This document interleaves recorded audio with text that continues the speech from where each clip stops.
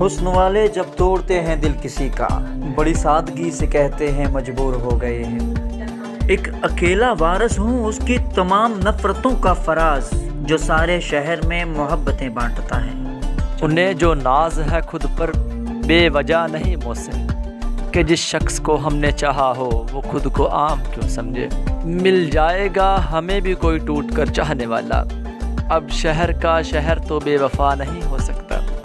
अपनी नाराज़गी की वजह तो बताई होती, हम ज़माने को छोड़ देते तुमको मनाने के लिए। उसने जान कहकर पुकारा तो दिल की ज़मीं लर्ज़ गई, पीछे मुड़ के देखा तो वो मुखातिब किसी और से था। मुँह ज़बानी न जताता कि मोहब्बत क्या है, मैं तुझे करके दिखाता कि मोहब्बत क्या है। और तुझे कैसे सीने से लगाऊं कि किसी और के हो, तुझे कैसे सीने से लगाऊं कि किसी और के हो। और खूब समझाता मैं तुझे तेरी मिसालें देकर, और खूब समझाता मैं तुझे तेरी मिसालें देकर, काश के तू पूछने आता कि मोहब्बत क्या। मैं चाहता नहीं हूँ तुझे छोड़ना, मगर इतना भी न सता कि तुझे छोड़ना पड़े। कौन था अपना जिस पे हम अनायत करते, हमें तो हसरत ही रही कि हम तुमसे मोहब्बत करते। तुमने समझा ही नहीं हमें किसी काबिल, वरना हम इश्क नहीं तेरी इबादत करते। ना वो इनकार करता है ना वो इकरार करता है, हमें फिर भी गमान है कि वो हम ही से प्यार करता है।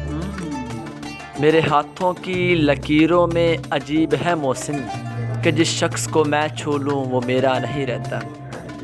कि इतनी सी बात पे मैं उसे छोड़ दूंगा क्या, कि इतनी सी बात पे मैं उसे छोड़ दूंगा क्या।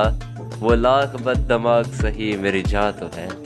गर्ज अगर शराब से होती न आते तेरे मैखाने पे साकी, ये जो तेरी नज़रों का जाम है कहीं और नहीं मिलता। किसी का इश्क थे हम, किसी का ख्याल थे हम, गए दिनों में बाकमाल थे हम। हमारी खोज में रहती थी तितलियाँ अक्सर, कि अपने शहर का हुस्नो जमाल थे हम। इश्क ने हमको निकम्मा कर दिया गालिब, वरना हम भी थे आदमी कमाल के। मुजरिम हैं अगर हम तो सज़ा क्यों नहीं देते, तुम खून मेरी वफ़ाओं का बहा क्यों नहीं देते। है बेहतर कि कोई उम्मीद अब रहे न बाकी, दो लफ्ज़ तलखियों के सुना क्यों नहीं देते। मैं तेरी नफ़रतों को भी रब्त जानता हूँ, तुम तल्लक दुश्मनी का बढ़ा क्यों नहीं देते। जी नाजरीन, ये सारी की सारी पोएट्री बिलाल अब्दुल्ला की तरफ से सदफ़ के नाम। अगर पोएट्री अच्छी लगी हो चैनल को ज़रूर सब्सक्राइब कर दीजिएगा, साथ में लगे बेल आइकन को भी दबा दीजिएगा, ताकि इस तरह की मज़ीद वीडियोस आप तक पहुंचती रहें। एपिसोड नंबर 18 की फुल स्टोरी देखने के लिए हमारे चैनल को ज़रूर विज़िट कीजिएगा। अल्लाह हाफिज़।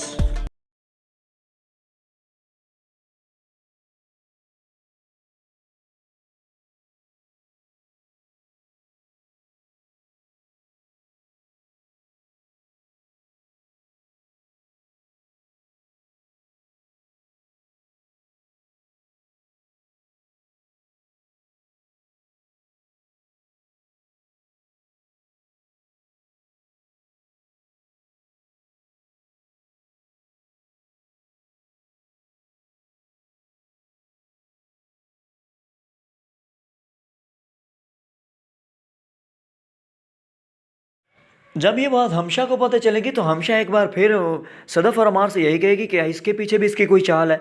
मतलब आप देखें, शुरू से लेकर अब तक, जब सदफ़ को नौकरी मिलने जा रही है तब भी उसने कहा इसके पीछे उसकी चाल है।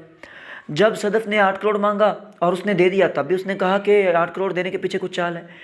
तब हमने देखा वो अमेरिका लेके जा रहा है, उसके भाई का इलाज करवा रहा है, तब भी उसने यही कहा कि उसके पीछे उसकी चाल है, और बार बार उसकी बातों को माना गया। अब जब के रिश्ते की बात है और सपोर्ट कर रहा है यहाँ बिलाल अब्दुल्ला, अब फिर वो यही बात कर रही है कि हाँ आपकी शादी करवाने के पीछे भी उसकी कोई चाल है। अब क्या चाल हो सकती है भाई? सिंपली कि एक बंदा अपने हाथ से आप लोगों की शादी करवा रहा है, आप लोगों को सपोर्ट कर रहा है, आपको अच्छा घर दे दिया है, प्रमोशन दे दी है, गाड़ी दे दी है, सब कुछ आपको इतनी सपोर्ट दे रहा है, तो फिर अब क्या हो सकता है भाई? वो तो जान छुड़ा रहा है आप लोगों से, उसका तो मेन मकसद यही है कि बस इसकी कहीं शादी हो जाए और मैं इसके फंदे से आज़ाद हो जाऊं। और दोबारा उसने प्लान बताया था कि मैं तो सिंगापुर जा रहा हूं।